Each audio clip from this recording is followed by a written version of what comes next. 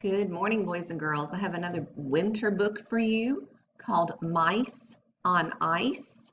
This is also a good book for us because we have been talking about rhyming words. And mice, ice, both rhyme because they have the ice sound at the end. Remember, rhyming words sound alike at the end. So Mice on Ice. The authors are Rebecca Emberly and Ed Emberly. So they wrote this book together. Listen for some rhyming words. Mice walk on snow. This is kind of what it looks like outside my window this morning. We got a lot of snow last night. Mice skate on ice, and mice and ice rhyme. Mice on ice look nice. So now we have mice, ice, and nice. They all rhyme. Mice are skating. Someone is waiting. All right, so skating and waiting are rhyming words. They both sound alike at the end.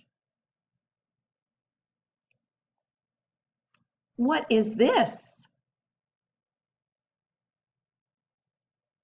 What is that? They're asking questions, so they have question marks at the end of their sentences. That is a cat. Oh no, the cat was waiting. So that and cat rhyme. They both have the at sound at the end. That is a cat with a hat.